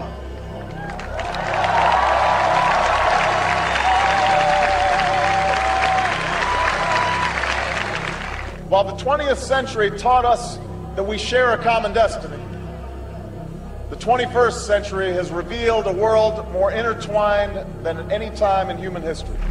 In this new world, such dangerous currents have swept along faster than our efforts to contain them. And that is why we cannot afford to be divided. The burdens of global citizenship continue to bind us together. Partnership and cooperation among nations is not a choice. It is the only way the one way to protect our common security and advance our common humanity. I could see in a half century or less or more, China evolving into the status of a superpower, possibly India. Europe will be an area, I would hope, of great prosperity, but it will not be a political superpower. By the very nature of the democratic system that underpins it, there isn't that type of consensus behind it. So the United States power will decline, but I think that it's unlikely to be replaced by equivalent power anywhere else. And I think that for even those countries we talked about, their problems will be very, very great in the future, as America's will be. And I think it's a safe bet to say that in the world of the 21st century, all the powers of the nation state, of all nation states, will decline to some extent. We're moving towards the uncompleted pyramid being finished, which will be the New World Order, one world government, one world religion, one world cash, total enslavement. I think the idea of having a union at the North American level or a single world government is really more of a red herring that people who are frightful of any collaboration with any country throw up as a way to try to avoid discussing any serious issue. I think the greatest threat to our three countries are those people who try to intimidate others from having a genuine debate on what our long-term interests mean, and those who think that we will prosper by remaining stationary, by not changing. I think that is the greatest threat that we have to avoid. Incrementally, through virtually every means of communication, they're inculcating in the idea in us to not care about our sovereignty, not care about our independence, not care about ourselves as individuals and our individual worth as we chase things like money that become what our self-worth is based on, or looks that become what our self-worth is based on, which are based on ideals. And those ideals are designed to corrupt the way we think about the world, the way we value ourselves as individuals. If we don't value ourselves as individuals, we won't value our country as an individual country, and then we'll be allowed to be subsumed into a UN global government. They can't just come out and start a one world government, a one world order, a one world religion. It's going to have to be incremental, and that's exactly what they're doing now. They're slowly joining countries together because they're going to join all the countries together into their plan for a new world order, a one world government. Because when you have a one world state, a one world government, a one world religion, one world currency, you have less people control, more power than ever throughout history. They have to do it incrementally because that's the only way they could do it successfully. When they do it very slowly, people won't see it around them. If they do it really quickly, they know the people will resist, the people will stand up against them and not tolerate their power grab for the whole world. I am not looking to see any great progress here towards a deepening of our relationship on the economic and security side in the foreseeable future, but I personally think it will come. It will come. We're wondering how people would feel in America about a North American Union, kind of like a European Union between Canada, U.S., and Mexico. You got me. No? No. You haven't heard of it yet? No. Have you heard of the North American Union plan? Yeah. Yeah. The Amero? Oh man, that's way beyond my scope, Maddie. I don't even know what you're talking about. Honestly, it wouldn't make a difference to me. No? It just kind of goes right over my head, so it wouldn't make a difference to me. I seriously don't know. Really don't. I have no idea. Have you heard of a currency called the Amero? No, I haven't. Have you heard of the SPP, Security and Prosperity Partnership? No. It's a deal that was signed in 2005 between Canada, U.S., and Mexico. Have you heard of the Security and Prosperity Partnership? No, I haven't heard of that. Have you ladies heard of the European Union, where all the countries in Europe kind of merge together into one country? No. No? EU, they use a euro, they have one currency.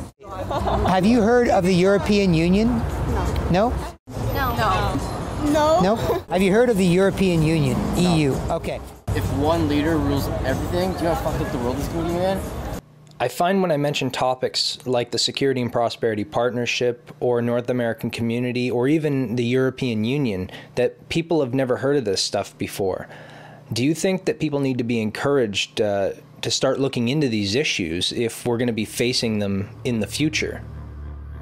Well, I think that information and a knowledgeable public is a fundamental requirement for a democracy. And I worry greatly about the fact that people are, in many cases in our modern democracies, willfully uninformed. It's not that the information isn't available, especially with the internet. You can get information if you want it, but people just aren't interested. In a recent by-election in Ontario, 25% turnout. 25%. Unlike Afghanistan, nobody was threatening to cut your fingers off or to kill you if you voted. So, but there is a lack of democratic engagement, and part of that is a lack of involvement with understanding the issues, whatever they may happen to be. Tenemos la posibilidad ni el gobierno de darte más información. Aquí la poca que ves en la tele y lo poco que oyes es lo que logras ver y saber. Volvamos a lo mismo, todo es un genérico de desinformación. Yo te podría expresar más si yo supiera, pero como el tiempo para subsistir no nos da tiempo para informarnos. The main problem is nowadays, I mean, you have a family. I mean, both parents have to work just to scrape by. People don't have time to look into these things. So, and it's often a survival mechanism where people tend to be happy and comfortable in their own little comfort bubble, and to step outside of that and to have somebody suggest to you that the way things are run is not necessarily the way you think they are, it makes people uncomfortable, because now you have to admit that maybe you're wrong, you have to admit that maybe things aren't the way you thought they were. So really what people need to do is swallow their pride and seek truth honestly and unbiasedly. Because that is the ultimate weapon in the fight against the people's minds, is the truth. Right now, there's a war on for your mind. And right now, these people, they're not doing it by force, they're doing it through policy. People are slowly beginning to wake up to the fact that the Fourth Estate has simply not done their job with regards to North American Union or 9/11 or any of the other significant events that have occurred over the last 15, 20 years, probably even further back. People are waking up. They're not getting the truth from the Fourth Estate. The mainstream media will deliberately lie to you. They will distract you from the truth. The only threat is an informed, educated, participatory democracy. And we're not participant. And we're choosing to be misinformed by the propaganda given to us, and we're not educated on these issues. We have, by and large, a bi-party system in Canada. You have your liberals and you have your conservatives. In the United States, they have Republican and Democrat. But society, individuals as a whole, we get all excited at election time, and we let an individual who's been appointed to that position to go fulfill that role, and the people who are appointing them are the very people who want to march us down to this whole globalization North American Union. We are losing our nation before our very eyes. We are at war. The other side is playing for keeps. And Canadian citizens are not standing up for this great country. And we need the citizens of our nation to stand up, stand strong, stand free, and vote themselves into power and take back what is rightfully theirs and their children to come. There are hundreds of elected officials to work on in this country at the federal, provincial, and municipal levels. You can go to them with a group of people and say, we want the fluoride out. Here's our evidence, what do you think?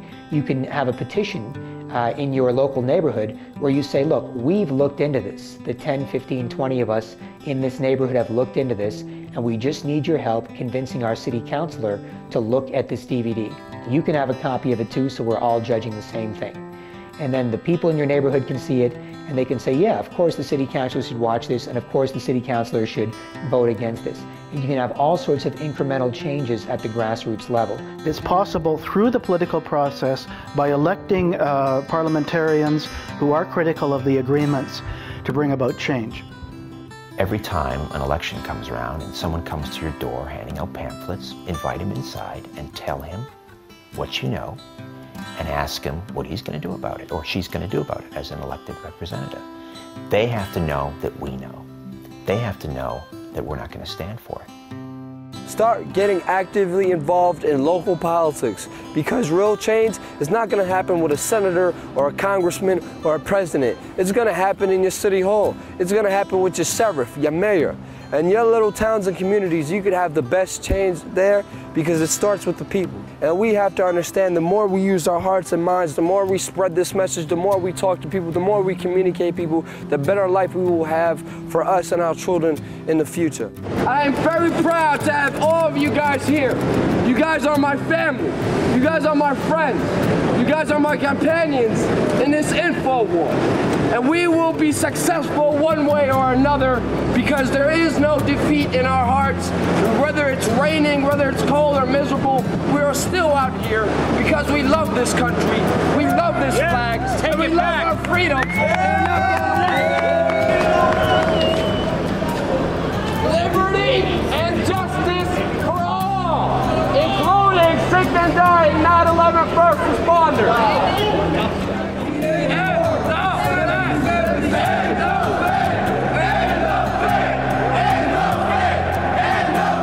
There are a number of movements around the world, social movements, citizen movements, that are lining up behind this vision, and I believe it's actually possible.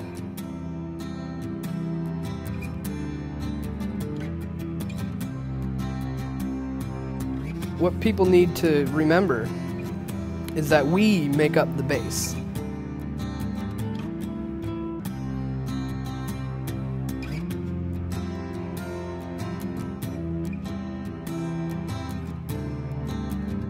They have no power without us, you see. And all it takes is for enough people to step out of the system to cause a crash. You know, if the corner of the pyramid's missing, well, what happens? It all comes tumbling down.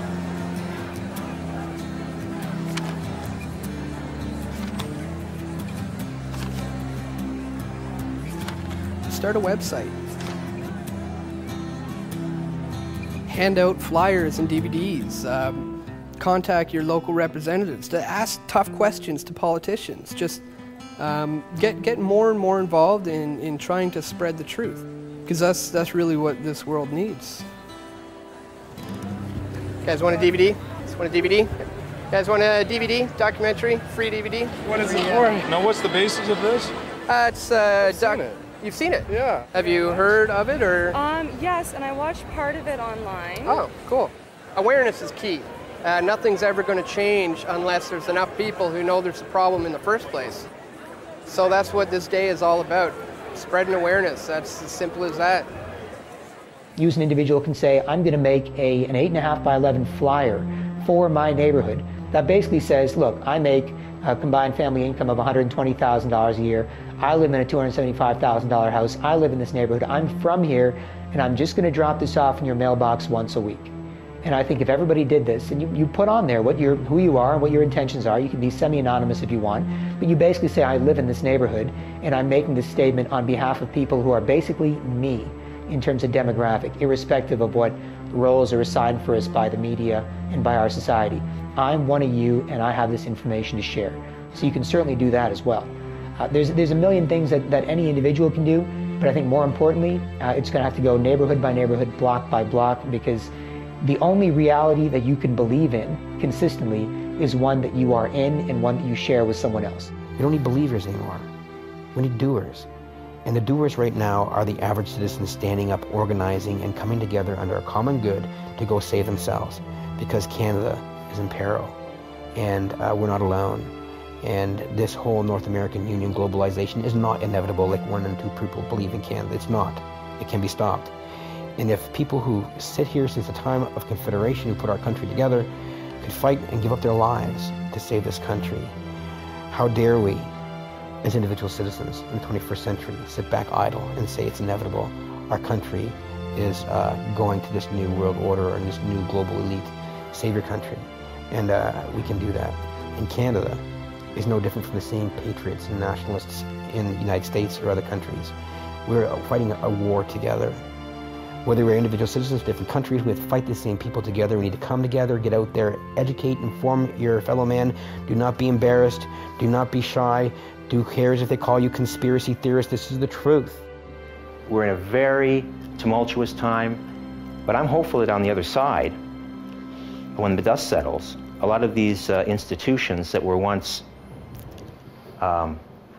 looked up to, they won't be around anymore, and we're going to have to build this thing from the ground up. And maybe I'm naive, but I think it's going to afford us a rare opportunity for more freedom of expression and more freedom of information. It may initially start out with small groups like this and in church basements, and but that's how the most important movements have always started. So I look forward with a great deal of trepidation, but also a great deal of enthusiasm and optimism.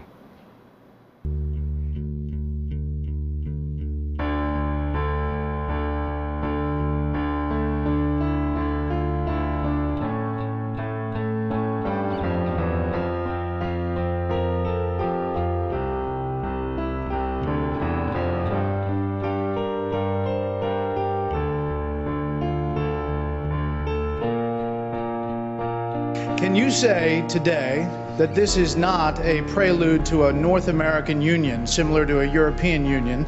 Are there plans to build some kind of superhighway connecting all 3 countries? A couple of my opposition leaders have speculated on massive water diversions and superhighways to the continent, maybe interplanetary, I'm not sure as well. Manitoba is also taking a major role in the development of a mid-continent trade corridor, connecting our northern port of Churchill with trade markets throughout the central U.S. and Mexico. Canada and Mexico are as one. Canada and Mexico have both fought against protectionism, and our 2 countries have launched an appeal for a reinforced system of global financial regulation. Mexico is doing its part in promoting closer and better integration among countries in North America. The world grows more globalized day by day and is divided into large, increasingly integrated economic regions. We need more integration, not isolation nor protectionism. And we have agreed with Canada on that point in the G20 and other forums. 2009 is also the first year of global governance, with the establishment of the G20 in the middle of the financial crisis. The climate conference in Copenhagen is another step towards the global management of our planet.